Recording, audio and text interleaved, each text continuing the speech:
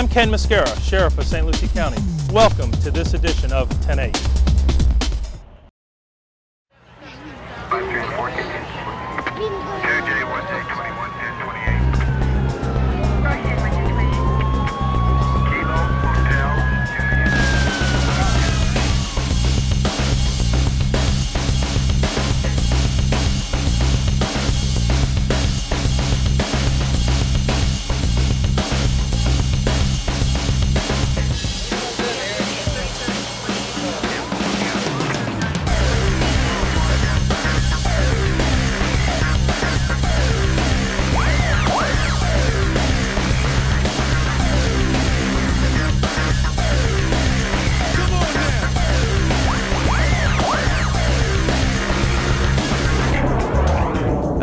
Welcome again to this edition of 10-8.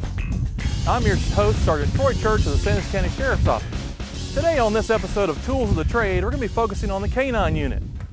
You know, these animals, even though they're seen as mean and hungry and vicious sometimes, you're going to see today a whole different side of the canine unit. You know, tools of the trade for the Sheriff's Office and law enforcement, as soon as you think of tools, you think of firearms, radios, computers, patrol cars. But all these things are cold and hard, and they don't think for themselves. Well, canines, on the other hand, do think, act, and follow verbal commands of their handlers so they can protect their handlers, other law enforcement officers, and the public. There's a lot of myths out there about canines. There's a lot of legends out there about canine.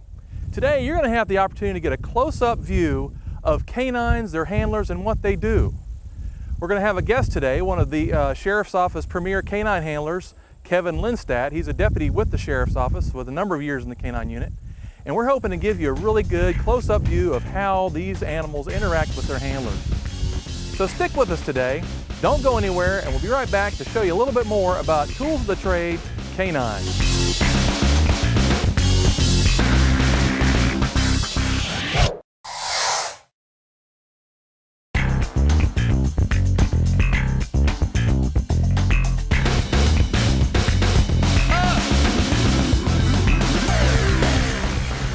Back to 10-8, Tools of the Trade, Canine. Today again we have with us Master Deputy Kevin Lindstadt of the St. Lucie County Sheriff's Office Canine Unit. Kevin, thanks for being with us. Nice to see you. So Kevin, this is another gorgeous day out here today. Beautiful.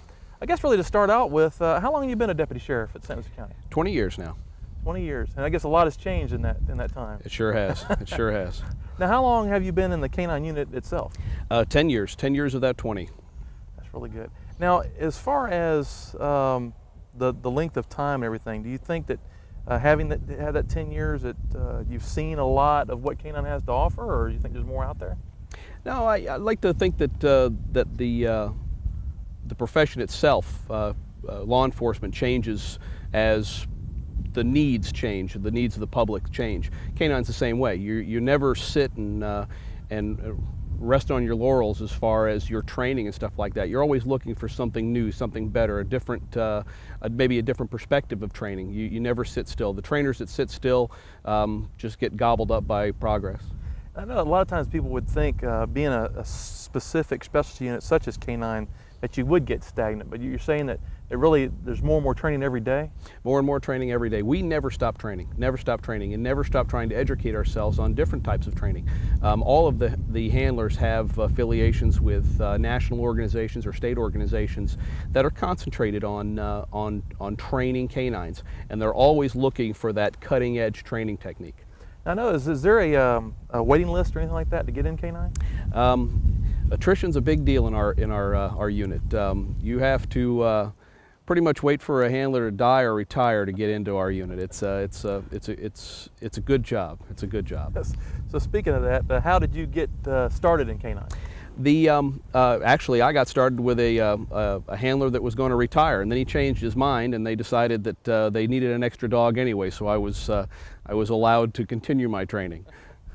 Now, with the process of getting involved in canine, is there anything that someone can do ahead of time to prepare themselves for that, or is it more of a you're the right person for the job kind of thing? You know, avid interest in animals. I mean, obviously you've got to like animals.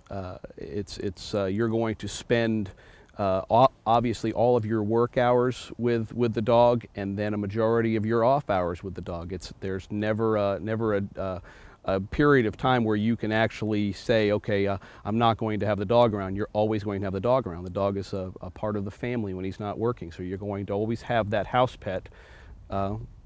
Albeit a very highly trained house pet, you're always going to have that house pet. So you mentioned your family. How does the family mesh with the dog? The dog gets along just fine with the family. That's a big part of what we train for. The bond that dog has with the handler and the family is what makes that dog work so much better when it's time to turn on that work dog. So I know that we've mentioned before and later on in the show too that the dogs definitely know what their role and their job is. When they're at home, is there any difference in the animal between being at work and being at home? Oh, sure. I mean, I've always make reference to when he's not working, he's a big lazy house pet, but he's very protective also. He's going to be as protective of his home as your regular house pet would be. You know, most dogs are territorial. Once you establish that bond with their home, they're going to be protective of it. It's no different to what we do. Now, how long has the Sheriff's Office had the K-9 unit? A little over, well, just about 20 years now. As a matter of fact, as a rookie deputy, I saw our K-9 unit start. Now, with that unit, does each deputy have a specific dog, or do you share animals? No. Each handler is assigned a dog, and that dog you go through training with for whatever the dog's work specialty is. And you're always with that dog. Now, we've had some circumstances in the past where a handler has left and a dog was still workable and the dog adjusted to a new handler just fine, but typically it's one dog, one handler. Now, as far as the unit, is a dog and a handler, is that what makes up a team? That's what makes up a team. How many teams do we have in the Sheriff's Office? We have 7 positions, 5 patrol dog positions. Those are the face of the K-9 unit. Right. Those are the German Shepherds and Belgian Malinois that do the patrol work. Each one of those dogs has a detection specialty also. Dogs that they're trained to find narcotics or explosives. And then we have 2 single-purpose dogs that do nothing but narcotics detection. What's the average age for a dog when they start, and then when they're ready to retire? It truly varies on the dog starting. It really depends on what position the unit is in order to replace a dog. For instance, my longtime partner is getting ready to retire. The simple way around any type of downtime is the purchase of a dog with some training. So I don't have a lot of downtime. Obviously, with a new dog and a new handler, the dog and handler learn together. The state mandates that you have a 400-hour basic class as a handler, and you usually do that with your first dog. And then after that, depending on what type of dog you get and where he is in his training, will dictate how long it'll be downtime-wise. The dogs typically work until they're 8 years old is when you start to look for them to slow down a little bit. My partner right now is 9, going on 9.5, and he's still workable, but he's starting to slow in certain areas, and that's been recognized, so that's why there's been a decision made to replace him.